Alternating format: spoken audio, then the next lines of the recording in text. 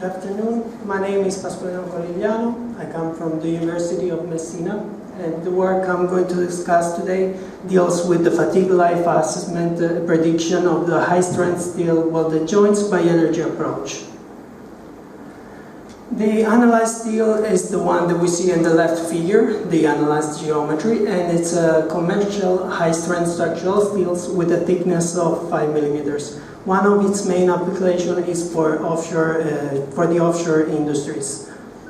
The outlines are the following. The main aim is the application of an energy approach for the fatigue assessment of base material and welded specimens, and the experimental investigations are subdivided into static test and fatigue tests. In the static test, we analyzed the fracture surfaces, we performed thermal measurements and the digital image correlation measurements.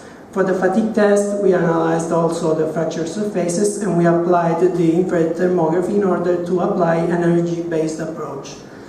The experimental setup of the static test is the one that we see in the figure. We used a servo-hydraulic machine Eastern 8854.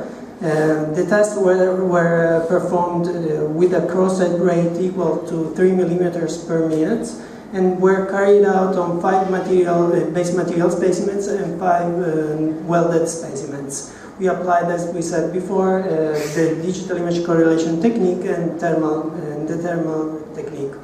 We analyzed the fracture surface, and we can see for the welded joints there were some cracks which did not contribute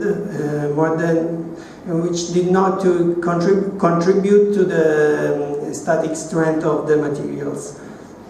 By the DIC analysis, we were able to detect strain localization at the yielding load and in the middle of the specimen length. After a while, an accumulation of a second band giving an X-shaped pattern was observed at increasing loads. For the welded specimens, which is the one in the bottom figure, a first band was detected at yielding, including the weld. 2 separate bands were detected for stress higher than the yield stress.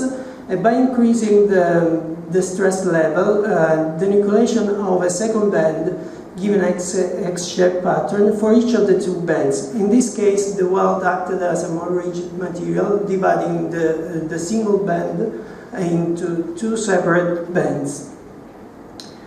Always from the DIC analysis, we were able to determine the stress-strain curves for different points at different distances from the weld. And we can see that for elastic stress, the weld was the one which was higher strained with respect to base material and heat-affected zone points. While for plastic stress, we see exactly the opposite situation. The weld is the less strained as we reach a strain equal to 1.5%, and the base material and the heat-affected zone are much more strained. This is confirmed by the bottom figure, in which we see the strain distance from the weld center curve and the HV hardness distance from the weld curve. In practical, we see that for low level of stress, lower than the yield stress, the higher strength zone is in the weld. But for higher level of stress, we see that the most strength zone is where we observe a drop in the hardness at a distance of 10 millimeters from the weld center. The thermal analysis confirmed the results that we just said from the DIC analysis. We see first band at 35 seconds, and at 38 seconds we see 2 bands giving the X shape to the welded specimens. And then at 47 seconds we see also some cracks appearing. The fatigue tests were performed with the same machine, and 2 kinds of tests were performed. Constant amplitude test, and in which we see the the number of the test with the stress range level, and a stepwise succession at increasing load amplitude test. In this case, the number of cycles was fixed for each stage of the test. We used an initial stress range for the base material of 550 megapascal and 400 megapascal for the welded specimens, and we used also an incremental stress range equal to 50 megapascal. From the fracture surfaces, we saw that the welded joint had an inhomogeneous microstructures, which led to a crack path deviation, which was not detected in the base material specimens.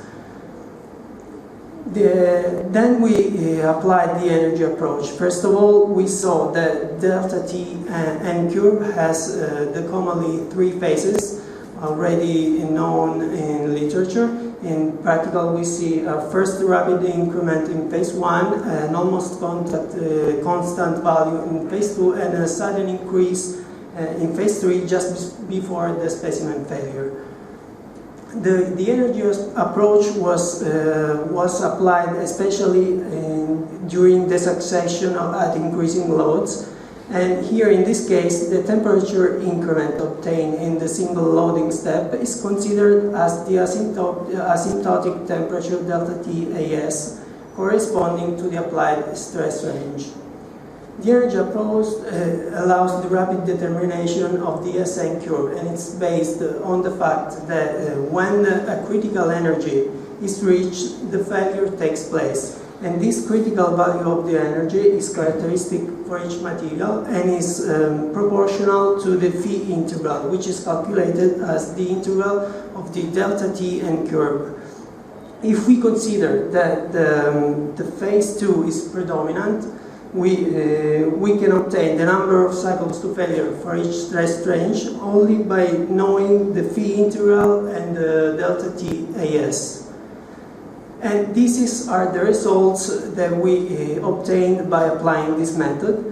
We see here that the circles, we have five colors. Each one of the colors of the circles represent a single test applying the energy method, while the red cross represent single-step method, in practical classical fatigue method. We can see that there is a good correspondence between the results, and we were able to detect fatigue resistance equal to 530 megapascal. The same thing was applied to welded specimens, in which we see a little more scattered, probably due to welding imperfections, and we obtain fatigue resistance equal to 300 megapascal. So, in conclusion, we can say that we applied two techniques. The first one was the DIC technique, which showed the different behavior of the different zones in welded specimen, base material, heat-affected zone, and weld metal. A higher level of strain is detected in the heat-affected zone and in the base material in the plastic field, where Doppler hardness is detected. The thermal technique confirmed the DIC results for static test and also allowed the prediction of the entire fatigue curve of the SN curve, also for base material and welded specimens by means of the energy approach. In this case, we obtain a great saving of time and effort. And at the end, the predicted values were in good agreement with the experimental values of the fatigue line. Thank you.